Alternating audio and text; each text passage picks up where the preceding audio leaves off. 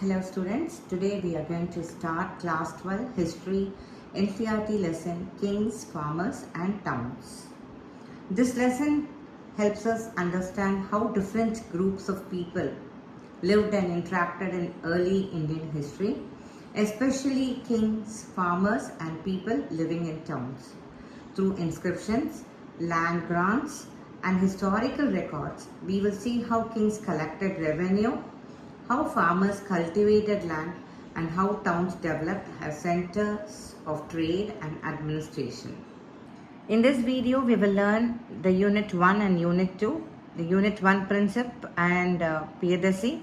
Under that, the first point, important development in epigraphy. Epigraphy meaning the study of inscriptions engraved on stones, metals or coins. In the 1830s, a major breakthrough took place in Indian epigraphy. This period is considered momentous, meaning very important and historic for understanding early Indian history. Role of James Prinsep.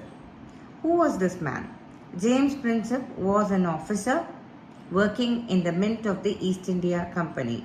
When I say Mint of the East India Company, what does this mint means? Place where coins are made. He successfully deciphered the Brahmi and Kharoshthi script. Deciphered, that means to decode or say understood the scripts that were previously unreadable.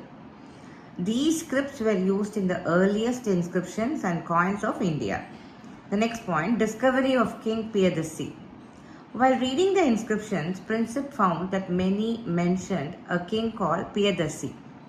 Piyadassi means pleasant to behold, which describes the king's character or image.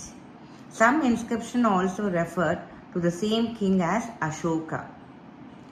Identification of Ashoka. Ashoka was already known from Buddhist texts as a famous ruler. The inscription helps scholars confirm that Piyadassi and Ashoka were the same person. This discovery gave a new way of studying early Indian political history. Use of inscription and text. Both European and Indian scholars began using inscriptions, text written in different languages. They reconstructed the lineage of major dynasties. You must be knowing the meaning of lineages. Lineages means the family lines or succession of the rulers. These dynasties had ruled different parts of the Indian subcontinent. The next point, political history takes shape. By the early 20th century, the broad contours of political history were established. This broad contours, that means general outline or say main framework of the history were established. Scholars now had a clear idea of major rulers and dynasties. Now let's move on to shift in historical focus. Later, scholars shifted their attention from just rulers to the context of political history. Here context means background conditions. They studied whether political change were connected to economic development or the social development. Economic development meaning changes in trade, agriculture, wealth. Social development meaning changes in society, classes and relationship. The last point for this unit, complex relationship identified. Scholars realized that although politics, economy and society were linked, these links were not always simple or direct meaning. One change did not always immediately cause another. Historical development were complex. Now let's move on to the Unit 2, the earliest states, under which we are going to study 2.1, the 16 Janapadas. The 6th century BCE is considered a major turning point in early Indian history. Why is this a turning point? Because during this time many important changes took place. This period saw the rise of early states, cities, increased use of iron, development of coinage, that is, they started using of metal coins. The second point is growth of new religious ideas. The period also witnessed the growth of new system of thought. System of thought meaning religious and philosophical ideas that started growing in this period. Important religions like Buddhism and Jainism developed during this time. Janapadas mentioned in text. Early Buddhist and Jaina text mention 16 states called Janapadas. That means large territorial states. Though lists differ, some names appear frequently such as Vaji, Mahada, Koshala, Kuru, Panchala, Gandhara, Avanti. These were considered the most important Mahajanapadas. Types of political system. Most Mahajanapadas were ruled by kings. Some states were called Ganas or Sanghas. What do you mean by this Ganas or Sanghas? That means republic, or you can call it as oligarchies. These were oligarchies, meaning powers were shared by a group of men. These men were collectively called Rajas. The next point, Mahavira and Buddha. Mahavira and the Buddha belong to Ganas or Sanghas. This shows that not all states were monarchies. Collective control of resource.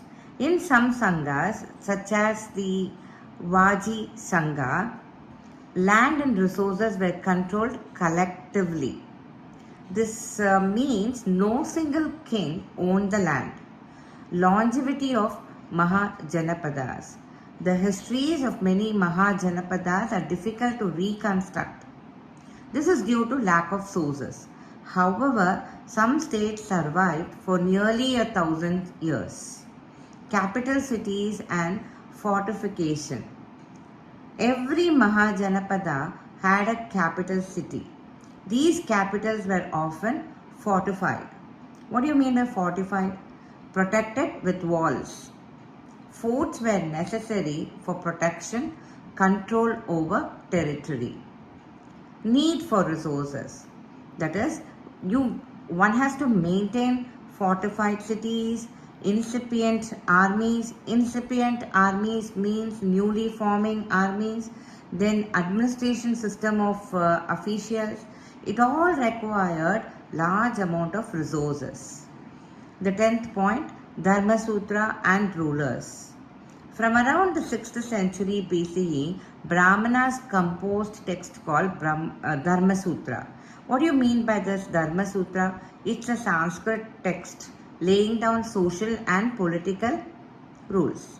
These texts set rules for rulers and society. Said rulers should ideally be Kshatriyas. Collection of revenue. Rulers were advised to collect tax, tribute, that is again payment made by subjects. Subjects here are the people. These were taken from cultivators, traders, artisans. It is not clear whether resources were collected from pastoralists,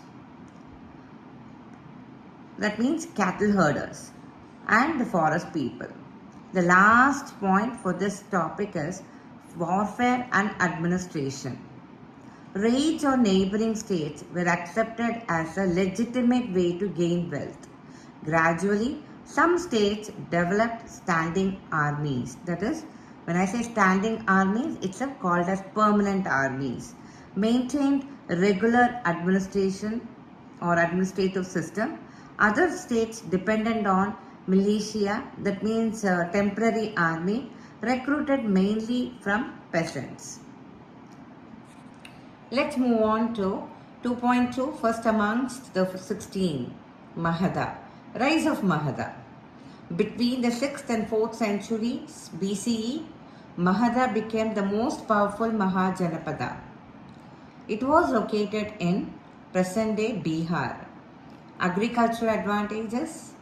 Yes, Mahada had highly productive agriculture. This provided surplus food and revenue. And it was also immense availability of iron. Iron mines in present day Jharkhand were easily accessible. Iron was used to make tools, weapons. This strengthened Magadha economically and militarily. Elephants and natural resources. Elephants, a key part of the army, were found in nearby forests. Elephants were used in warfare and transport. Important of rivers, yes, the Ganga River and its tributaries. They provided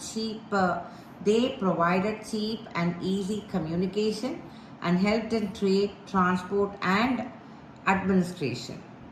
Views of Buddhist and Jaina writers. Early Buddhist and Jaina writers explained Magadha's rise differently. They credited strong policies and ruthlessly ambitious kings. Important rulers that they mentioned in their record were Bimbisara, Ajatasattu, Mahapadmananda.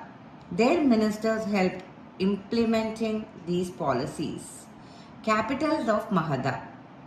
Rajagaha, today it is called as Rajgir, was the first capital of Magadha.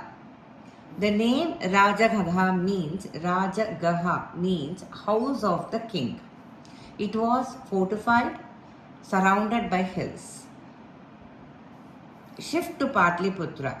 That is the last point of this topic. In the 4th century BCE, the capital was shifted to Patliputra, that is modern day Patna. Patliputra commanded important routes along the Ganga, became a major political center. This brings us to the end of the topic of the Unit 2. Please revise the important points for exam preparation. If you find this video helpful, you may share it with your friends. We will continue the rest of the topics in the next video. Thank you.